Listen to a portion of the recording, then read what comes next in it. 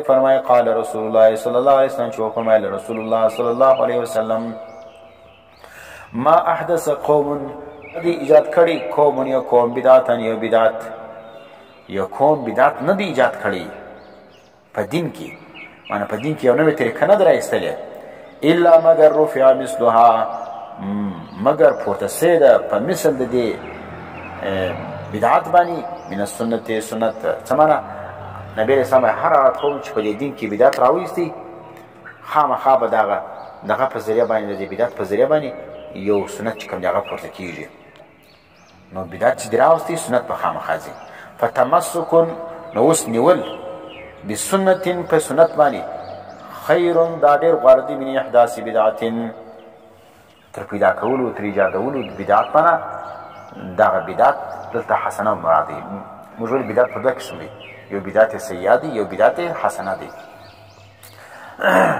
نو ځکه حدیث کې چې راغلي کل بدعت ضلاله هر بدعت ضلال دی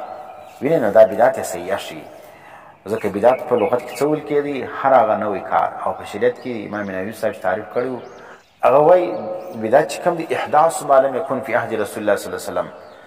چې نوی کار داسې نوی کار چې د نبی اسلام په زمانه کې نو بس دا ته بدعت ویل کېږي نو دا تعریف وکړي بیا بدعت به تقسیموي یو بدعت حسنه دی یو بدعت سیئه دی دا تعریف چې وکړي چې هر هغه کار چې نبی اسلام په زمانه کې نه وي او بیا خلک وکړي نو دا په دوه قسم دي یو هغه حسنه دی یو سیئه دی ځکه حدیث کې چې راغلی کل بدعت ضلاله هر بدعت چې کوم هغه ضلاله دی نو دلته علما لیکي بدعت هغه بدعت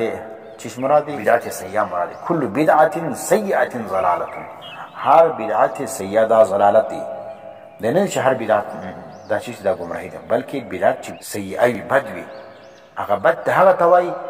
داسې کار چې د نبی اسلام په زمانه کې نه وي